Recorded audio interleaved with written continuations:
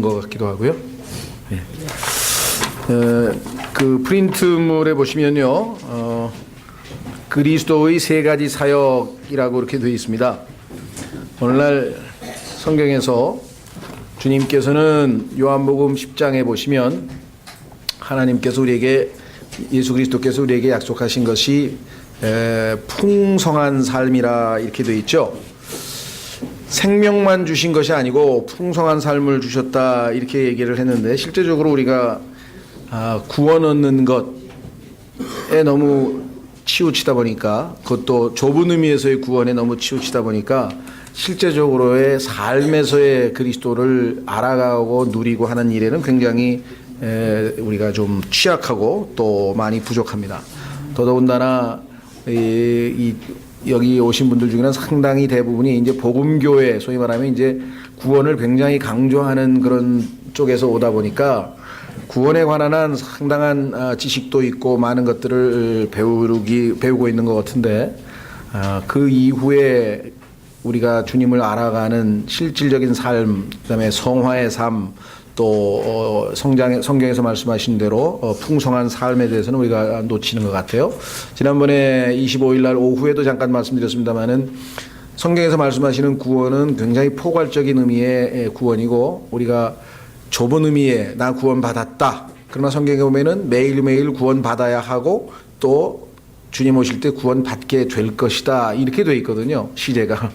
그러니까 과거의 죄사함, 그 다음에 그로 인한 결과적으로 형벌을 벗어나서 또 더 구체적으로 얘기하면 나는 이제 지옥에 안 간다, 이것에 사람들이 너무 집착해 있어요.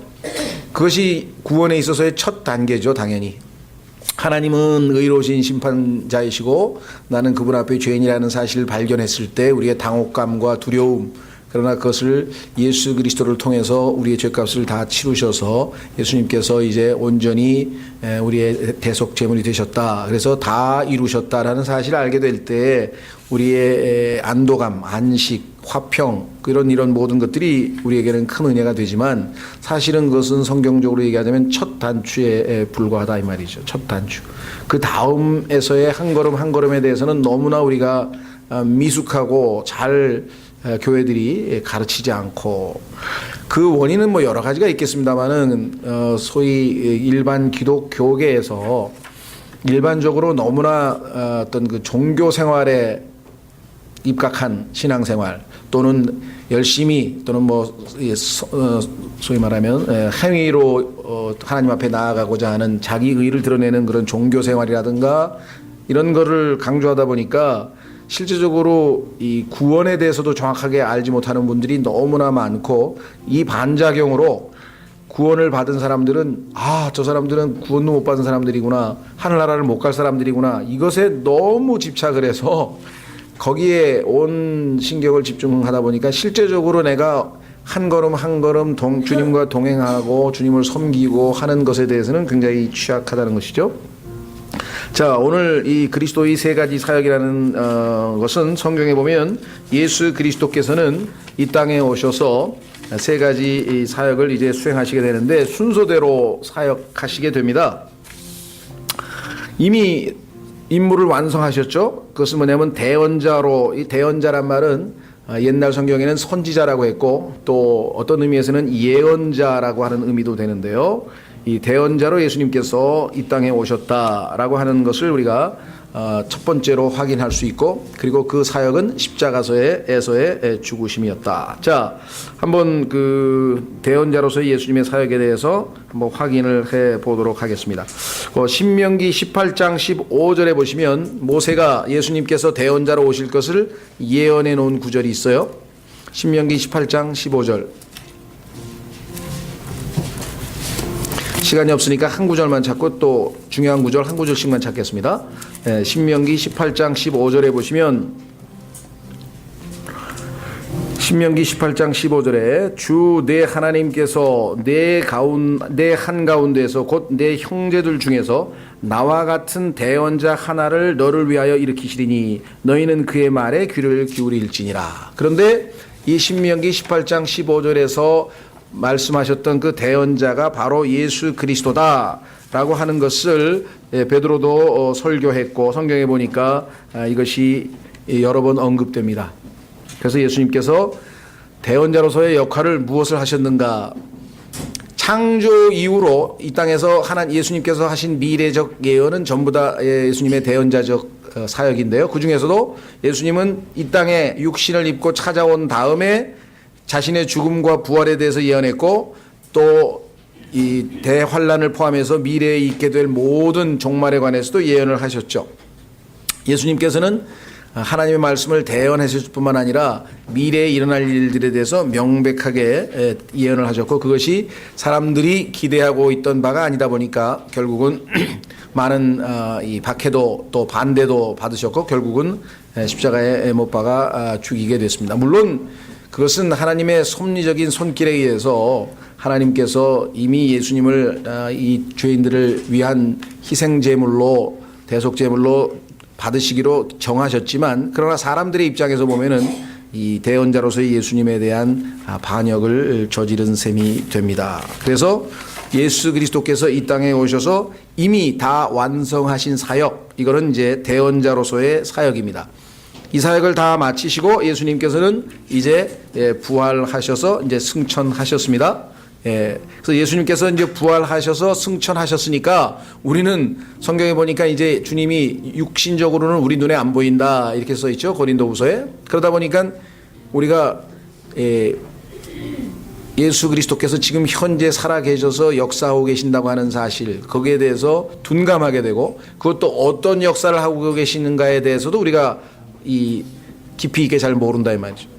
그러나 정작 중요한 거는 승천하셔서 하나님 보좌 우편에 앉아 계신 그 예수 그리스도, 우리의 대제사장이신 예수 그리스도께서 여기 지금 성직자로 계심이라고 하는 것은요. 그 도표에 보시면 가운데에 나와 있는 성직자로 계심은 옛날 성경의 번역을 이 프리스트란 말을 성직자로 했다가 지금 제사장으로 바꾸었습니다. 그래서 그걸 좀 이해하시면 되겠습니다. 용어를.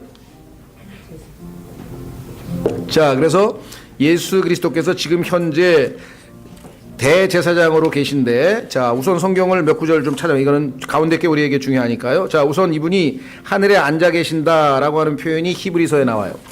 히브리서 1장. 많은 분들이 예수님께서 하늘에 앉아 계신다 그랬는데 성경에 어디에 써 있느냐 그럼 잘 모르시는 분이 있는데 이거 알고 계셔야죠. 그렇죠? 여러분이 어떤 분에게 어떤 진술을 했다. 지금 예수 그리스도께서는 살아서 승천하셨는데 구름 타고 올라가신 것, 사도행전 1장. 구름 타고 올라가셔서 지금 현재 어디 계십니까? 물론 그리스도인들은 내 마음에 계십니다. 내 안에 계십니다. 맞죠? 영적으로 내 안에 와 계시죠? 그러나 사람의 모습을 하고 형상을 갖추신 예수 그리스도는 지금 우리 안에만 계신 것이 아니라 아시다시피 지금 어디 계십니까? 셋째 하늘에 계신데 어떻게 계신가 한번 확인해 보겠습니다. 찾으셨습니까? 히브리서 1장. 히브리서 1장. 자, 이렇게 기록되어 있네요. 지나간 때에는 여러 시대에 다양한 방식으로 대언자들을 통하여 조상들에게 말씀하신 하나님께서 이 마지막 날들에는 자신의 이름을 통하여 우리에게 자신의 아들을 통하여 자신의 아들 예수님을 통하여 우리에게 말씀하셨으며 이것이 예수 그리스도의 아까 얘기했던 뭡니까? 대언자로서의 사역이었어요. 이해가 되십니까? 보세요. 거기 지나간 때에는 과거 예수님 이 땅에 오시기 전에 여러 과거 시대에는 한 시대가 아니죠. 여러 시대가 있었어요. 여러 시대에 그 다음에 다양한 방식으로 예를 들면 하나님께서 환상으로도 말씀하시고 또 육성으로 직접 나타나시기도 하시고 꿈으로도 나타나시기도 하시고 다양한 방식으로 하나님께서 인간에게 자기 자신을 계시하셨는데 그 중에서도 가장 아주 직접적으로 사용하신 방법 중에 하나는 대언자들을 통해서 하나님의 말씀을 주가 말하노라 Thus say the Lord 이렇게 얘기했죠. 그걸 흉내낸 사람이 짜라투스트라는 이렇게 말하였다 하면서 아주 성경을 흉내냈던 그 이 니체라는 철학자였는데 자 주가 말씀하시노라 이렇게 외쳤던 대언자들을 통해서 말씀하시다가 이제 하나님께서 직접 인간의 몸을 입고 이 땅에 찾아오셨어요. 그래서 2절에 보니까 이 마지막 날들에는 자신의 아들을 통하여 우리에게 말씀하셨으며 이 아들이 바로 하나님께서 아까 말씀하신 대언자라 그랬죠. 이분이 오실 거라고 모세에게 예언되었던 바로 그분입니다. 자, 그런데 그 다음 중요합니다. 그분을 모든 것의 상속자로 정하시고 또 그분으로 말미암아 세상들을 만드셨느니라. 하나님의 영광의 광채시요 그분 자체의 정확한 형상이시며 자신의 권능의 말씀으로 모든 것을 떠받치시는 이 아들께서는, 자, 지금 현재 예수님의 모습은 뭐냐면 하나님의 영광의 광채이십니다. 그분 자체의 정확한 형상이십니다. 자신의 권능의 말씀으로 모든 것을 떠받치고 계십니다. 지금 이 땅의 모든 존재가 이렇게 정상적인 가동을 하고 해가 뜨고 달이 찌고 해가 지고 달이 뜨고 이런 모든 과정, 우리가 숨을 쉬고 피가 혈액이 돌고 이 모든 것들은 지금 하나님께서 말씀으로 운행하지 않으면 다 정지돼 버릴 거예요. 생명의 근원 되신 그분으로 말미암아. 그런데 친히 우리의 죄들을 정결하게 하신 뒤에 완성됐죠? 십자가에서. 그 다음에 어떻게 됐습니까? 높은 곳에 계신 존엄하신 분의 오른편에 앉으셨느니라. 예수님께서 하늘에 하나님 보좌 우편에 앉아 계신 것 분명하시죠? 자, 다시 12장으로 갑니다. 12장에도 예수님이 앉아 계신다 그랬어요.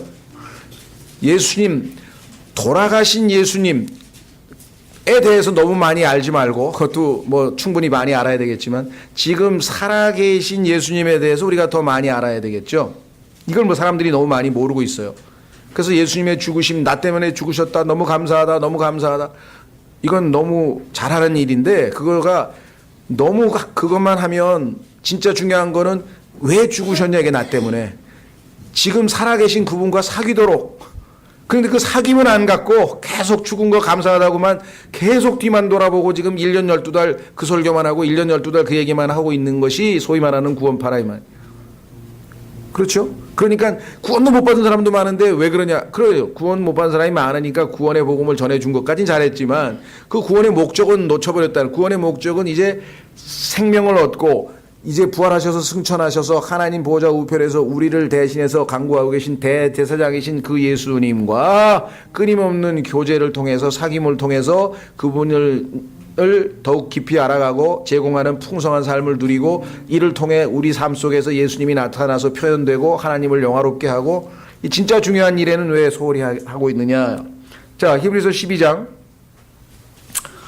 1절. 그러므로 증인들이 이렇게 큰 구름을 이루며, 우리보다 앞선 증인들이 많습니다. 우리만 믿은 게 아니라 주님을 믿고 하늘에 가 있는 많은 사람들이 계세요. 또한 우리를 둘러싸고 있으니, 우리는 지금 지구라고 하는 원형 경기장에서 달리기 시합을 하고 있는 선수들이에요. 하늘에서는 지금 응원을 하고 있어요. 여기 써 있잖아요.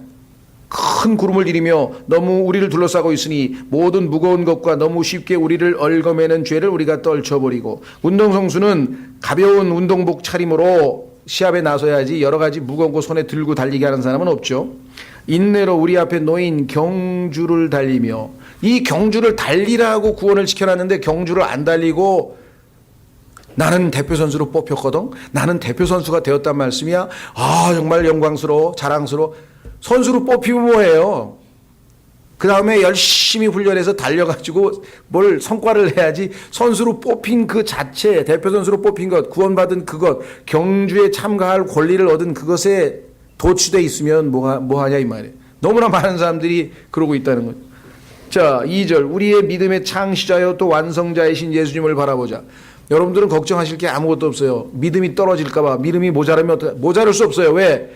이분은 믿음의 창시자고 믿음의 완성자이시기 때문에 우리에게 계속해서 믿음을 공급하는데 한 가지 조건이 있어요. 그것은 뭐냐? 믿음은 들음에서 나며 들음은 하나님의 말씀으로부터 난다, 이게. 하나님의 말씀을 듣지 않고 믿음이 생길 수 있는 방법이 없기 때문에 들을 기회를 많이 가진 사람일수록 믿음이 더 성장하는 것은 어쩔 수 없다. 하나님이 정하신 원칙이다, 이 말.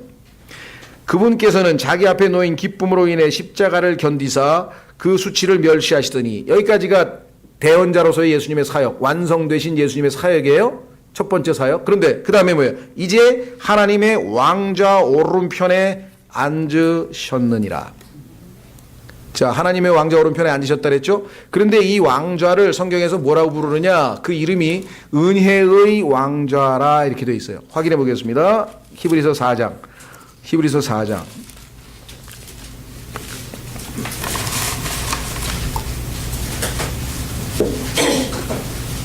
히브리서 4장 14절. 히브리서 4장 14절. 그런즉 우리에게 위대하신 대제사장 곧 하늘들로 들어가셨죠?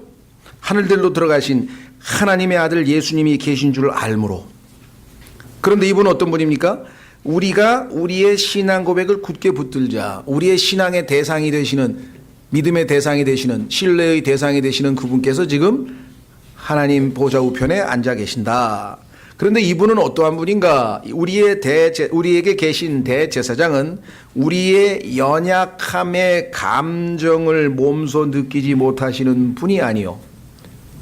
여러분과 제가 이 땅에서 겪는 모든 연약한 느낌들, 그것이 친구로부터의 배신감이 됐던, 또 이 땅에서 살면서 겪는 당혹감이라든, 어제 참 밤에 갑자기 제가 이제 남원을 다녀오게 됐는데 25일 날 아마 오신 분들은 기억나실지 모르겠어요. 25일 날 오후에 그 간증을 했던 이태정 형제라고 하는 그 젊은 형제 있죠. 근데 저희 교회 오신 지는 얼마 안 됐는데 원래는 말씀 보존학교에서부터 시작해서 약간 또 뭐 저 의정부 교회 뭐 또 인천 교회에서 좀 여러 군데를 다니셨어요. 그래서 이제 정착을 하고 이제 교회 다니신 지가 얼마 안 되다 보니까 연락을 늦게 하셨는데 아버님이 아마 교직에서 정년 퇴직하셔서 지금 이제 그 지리산 근처에서 아마 온천 개발하시는 그 사업을 하시는데 교통사고로 금요일 2시에 갑자기 죽으셨어요. 돌아가셨어요. 아주 순간적으로 하여간 그 뭐랄까 노란 선을 이렇게 넘어서 이 앞에서 오는 차를 정면으로 들이받아가지고 본인 과실로 인해서 지금 갑자기 돌아가셨습니다. 그러니까 형제도 그렇지, 어머니도 그렇지, 여동생도 그렇지, 그냥 거의 뭐 이건 어떻게 그래서 당혹스럽고 막 뭐 어떻게 해야 될지 모르고 그렇죠. 네, 전혀 대비가 안 돼 있고, 근데 나이도 이제 63, 4세밖에 안, 4, 5세밖에 안 되시는 분이시니까, 그래서 본인이 그냥 그 연락을 안 했더라고요. 왜냐하면 이제 교회 다니신 지도 얼마 안 되고 이러니까 부담되게. 또 남원이 너무 멀잖아요. 그러다가 이제 저한테만 알린다고 이제 토요일 날 알린 거예요, 어제.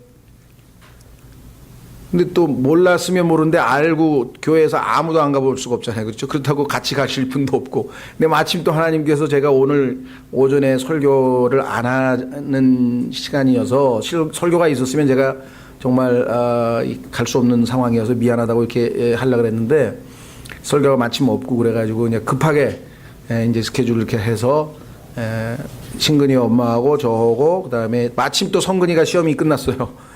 그래서 이제 운전을 시켜가지고 야 네가 운전 좀 하고 갔다 오자 해서 그 청년부니까 33살 청년이니까 청년부 대표로 해서 교회 대표로 해서 지금 그러니까 뭐 얘기가 길어졌습니다. 그런 상황에서 어떻게 누가 위로를 합니까? 사람으로서는 어떻게 위로해 볼 수가 없어요. 근데 그 황망스러움의 그 느낌도 주님은 알고 계신다. 그 느낌을 알고 계신 분은 우리가 아니에요. 주님이세요. 여기 나와 있잖아요. 몸소 느끼지 못하시는 분이 아니시죠. 3년 반을 이 땅에서 사시면서 인간이 겪을 수 있는 최대한의 모순, 컨트라딕션이라 그랬죠. 모순. 그 모순은 뭐냐? 그야말로 가장 큰 모순, 생명이신 분이 죽으러 오셨다. 그 모순이 가장 큰 모순이고 그 이외에도 인간으로 겪을 수 있는 모든 것들을 다 겪으셨어요.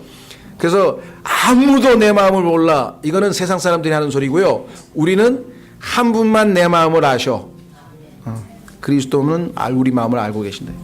모든 점에서 우리와 똑같이 시험을 받으셨을 때 죄는 없으신 분이시니라. 자, 그러므로 우리가 긍휼을 얻고 그분께 나아가면 긍휼을 베풀어 주십니다. 불쌍히 여겨 주시고, 두 번째, 필요한 때에 도우시는 은혜를 얻을 수 있어요.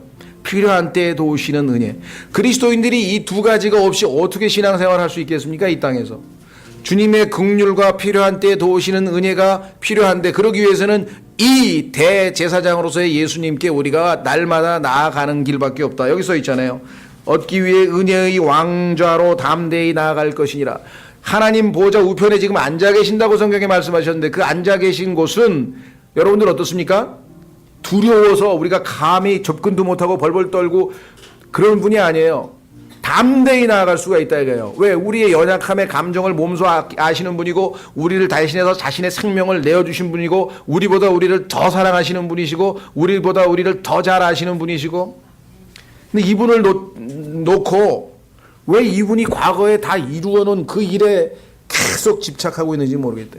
지금 현재 이 살아계신 예수 그리스도와 교제하는 것이 성경에서 말씀하시는 풍성한 삶을 누리는 첫 단추다 이 말이죠. 그래서 은혜의 왕자로 담대히 나아갈 것이니라 그랬죠. 예. 자, 그뿐만 아니라 이분은 우리가 예수님을 믿고 난 다음에 우리는 여전히 영적으로 나약합니다. 세상적인 유혹도 받습니다.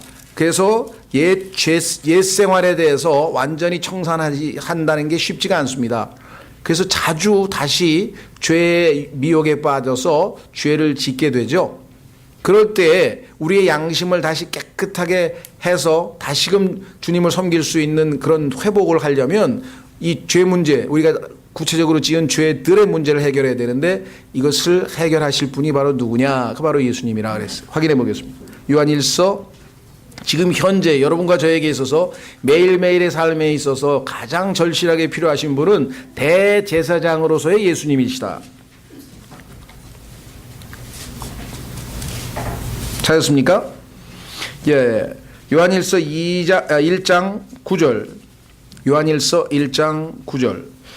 만일 우리가 우리의 죄들을 자백하면, 여러분과 저의 죄는 십자가에서 이미 다 해결됐습니다. 그러나 그 이후에 짓는 구체적인 죄들 하나하나, 우리의 실수를 포함해서 이러한 모든 것들은 우리가 인정하고 주님 앞에 자백하면 그분께서 신실하고 의로우사 우리의 죄들을 용서하시며 모든 불의에서 우리를 깨끗하게 하시느니라.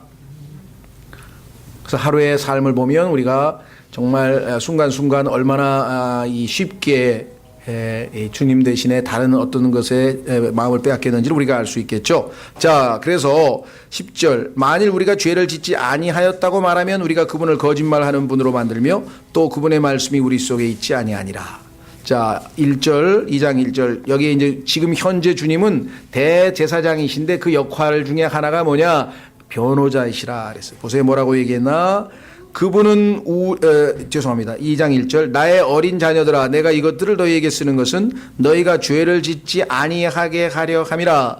만일 누가 죄를 지어도 우리에게 아버지와 함께 계신 변호자가 계시니 곧 의로우신 분 예수 그리스도시라. 그래서 그분에게 있는 우리의 나약한 모습을 다 털어놓고 다시 정결함을 얻고 이제는 죄를 짓지 않을 수 있는 힘을 주시라고 도움을 필요한 때에 도우신다 그랬죠. 필요한 때에 도우시는 은혜가 있다고 말씀을 하셨죠. 도움을 요청하고 주님으로부터 우리가 이 도움을 받는 것이죠. 예. 자, 그래서 이 은혜의 왕좌에서 예수님께서 우리에게 어떻게 우리로 하여금 이 땅에서 살아갈 수 있도록 도우시는가? 그 도우시는 방법은 가르치시는 방법이 제일 우선입니다. 한번 확인해 보겠습니다. 디도서 2장으로 가시면 지금 현재 주님께서 우리를 어떤 식으로 가르치고 계시는가?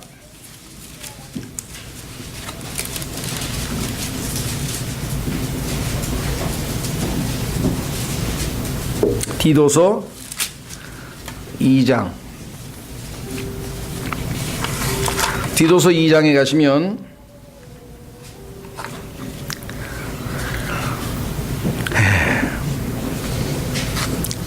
11절, 디도서 2장 11절.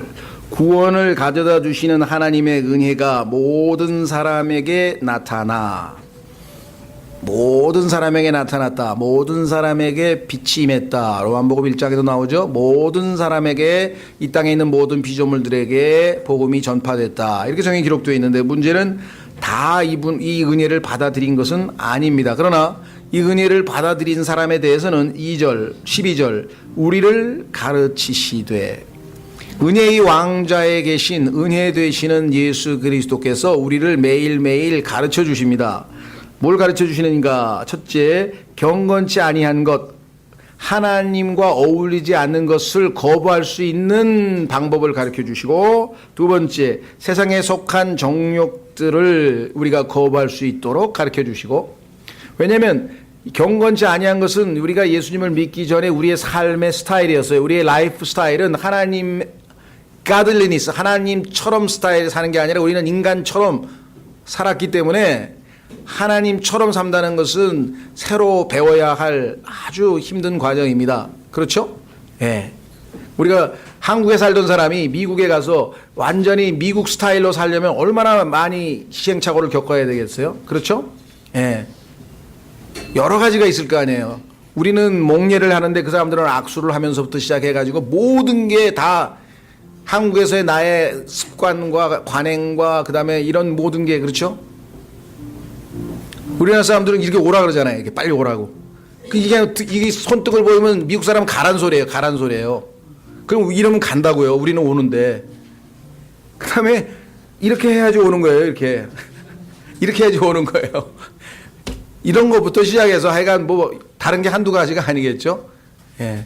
자, 마찬가지 우리도 여기 나와 있는 것처럼 경건치 아니한 것을 너무나 익숙하게 사는 것을 우리가 거부하고 한국식 생활 방식을 내가 버리고 미국식으로 살려면 어렵듯이 옛날에 거듭나기 전에 그런 생활 방식을 다 거부하고 하나님 스타일로 살라고 한다면 얼마나 어렵겠는가 그걸 가르쳐 주신다. 그 다음에 세상에 속한 정욕, 이 정욕이 우리의 삶의 내적인 동인이었어요.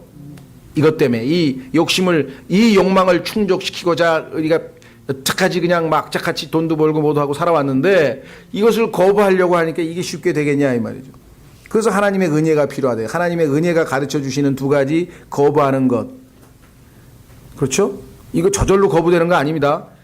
이 잘못 알고 되면은 또 구원파 얘기를 해서 죄송한데 구원파 일각에서는 딱 믿는 순간에 이게 다 없어지는 줄 알아요.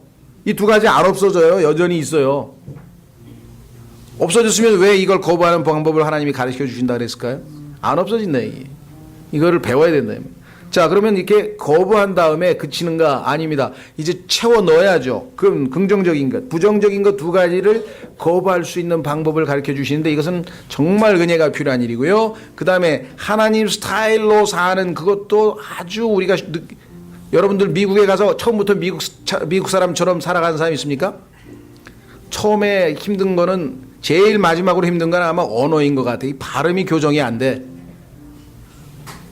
제일 존경스러운 것은 하여간 반기문 유엔 사무총장의 발음 가지고도 유엔 사무총장이 된다는 게 저는 이 세상이 공평한 것 같아.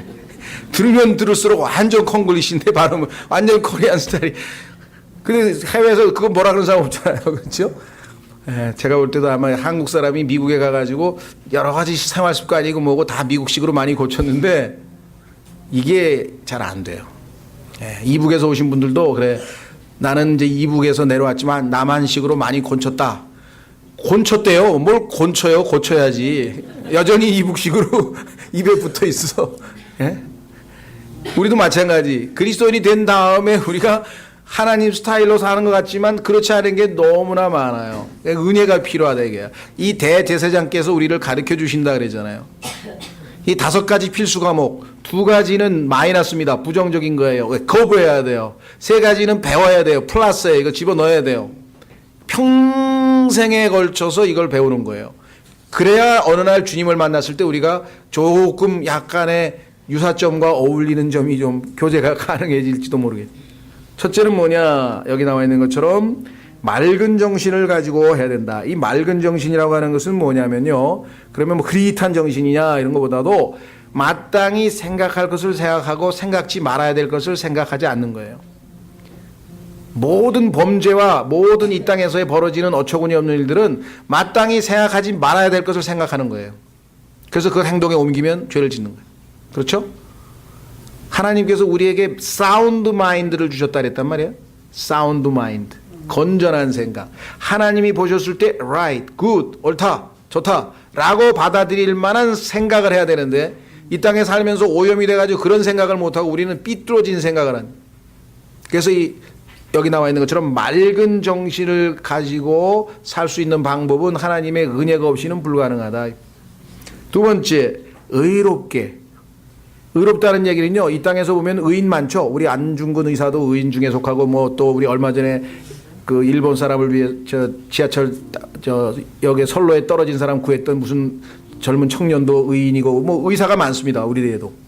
근데 인간적인 관점에서의 의인들은 많죠. 물론 훌륭한 의로운 사람들. 그러나 하나님 보시기에 의로운 사람은요, 누가복음을 읽고 예수님과 같은 스타일로 사셔야 되는 거예요. 하나님께서 의롭다고 판정하시는 분은 예수님이 딱 한 분이세요.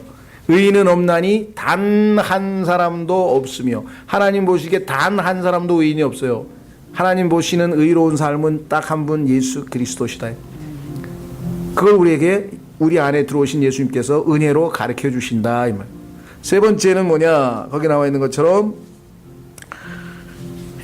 하나님의 뜻대로, 이게 아까 얘기했던 거부하는 경건치 아니한 것이 이번에는 godly예요.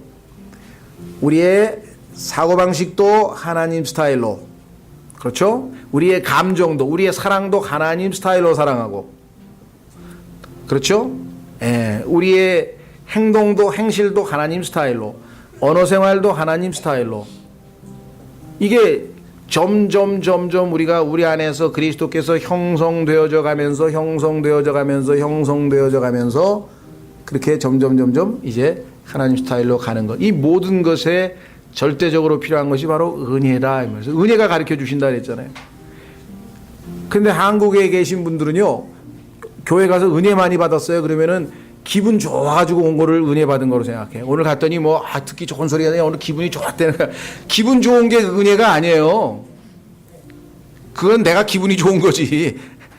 물론 하나님 말씀을 듣고 내가 기분이 정말 좋아지는 거, 그건 나쁠 건 없죠. 그러나 성경적으로 말씀해서 은혜라고 하는 것은 점점점 은혜 되신 예수님을 닮아가는 것. 그렇죠? 자, 이것이 지금 대제사장이신 그분께서 우리를 위해서 해 주시고 계시고 해 주실 수 있는 분이십니다. 그래서 우리를 대신해서 그렇게 하시기 위해서 지금 하나님 앞에 나와 계신다라고 성경에 얘기를 했네요. 자, 다시 한번 확인합니다. 히브리서 9장. 히브리서 9장.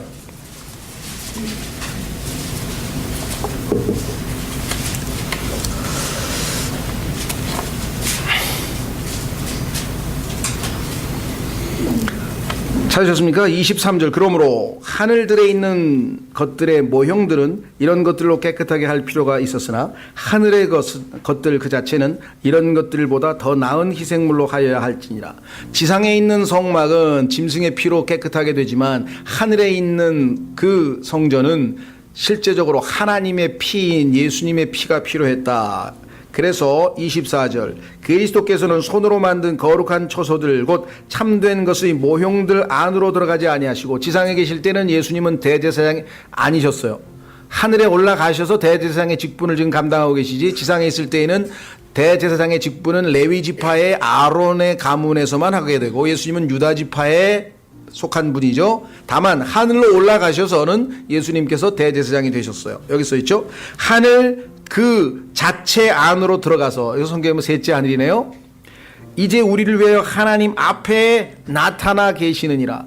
우리를 대변하기 위해서. 아까 변호자로서도 나타나셨습니다. 그리고 우리를 지금 가르치고 계십니다. 중보자로 계십니다. 모든 하나님과 우리와의 중간에서 중재해 주시는 분. 제사장의 역할이 그거야. 인간과 하나님의 중간에서, 우리를 중간에서 중재해 주시는 분. 자, 그 다음에 25절, 또 그분께서는 대제사장이 해마다 다른 것들의 피를 가지고 거룩한 곳에 들어가는 것 같이 자주 자신을 드려야 할 필요가 없으시니, 유대인들은 대제사장이 1년에 한 번 민족 전체의 죄들을 용서받기 위해서 한 번씩 반드시 들어가게 돼 있었지만, 예수님은 단 한 번으로 영원히 모든 죄를 다 제거하셨기 때문에 그러실 필요가 없다. 26절, 그랬더라면 그분께서 반드시 세상의 창건 이래로 자주 고난을 당하셨어야 할 것이라. 여러 번 죽으셔야 되지만 예수님은 한 번 죽음으로 모든 걸 해결하셨다 그랬죠. 그러나 이제 세상 끝에 그분께서 단 한 번 나타나사 초림하신 예수님 오셨죠. 자신을 희생물로 드려 죄를 제거하셨느니라. 완성하셨죠. 한 번 죽는 것은 사람들에게 정해진 것이고 이것 뒤에는 심판이 있나니. 자, 28절. 자, 이 왕으로서 예수님 마무리 짓고 마치겠습니다. 이와 같이 그리스도께서도 많은 사람들의 죄들을 담당하시려고 단 한 번 들어지셨으며 희생물로 자신을 내어드렸습니다. 이제 또 자신을 기다리는 자들에게 죄와 상관없이 두 번째 나타나사 구원에 이르게 하시리라. 이 두 번째 나타나서 구원에 이르게 하신다라고 하는 말은 몸의 구속과 관련이 되어 있죠. 그렇죠? 우리 몸의 구석과 관련이 되어 있습니다. 자, 그래서 여러분 가지고 계신 그 도표에 보시면 이제 예수 그리스도께서 이제 영광스러운 재림을 하시게 되는데, 그렇죠? 오른쪽에 보시면 영광의 왕관 재림 이렇게 되어 있죠. 그래서 이 지상에 예수님께서 내려오셔서 첫 번째로 이제 하실 일은 뭐냐? 다윗의 왕좌, 왕입니다. 이제 대제사장으로서의 직무를 마치고 왕으로서 이 땅에 오셔서 이제 이 온 우주를 통치하시게 되는데, 그 첫 번째가 뭐냐? 그것은 바로 다름 아닌 민족들의 심판입니다. 민족들의 심판으로 왕으로서의 직무를 계시하시게 되죠.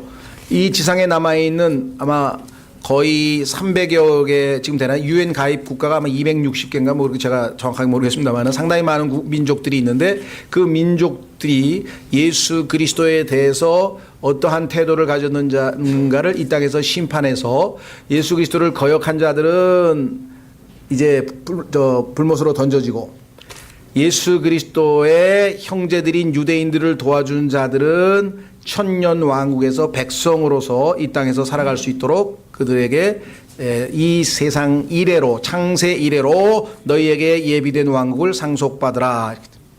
그러니까 지상에 남아있는 사람들 중에 이 이방인들 중에 백성이 될 사람들이 있고, 왕들은 누구냐? 부끄럽게도 좀 민망스럽게도 여러분과 저가 왕이에요. 그 사람들을 다스릴 우리를 왕으로 삼으셨대.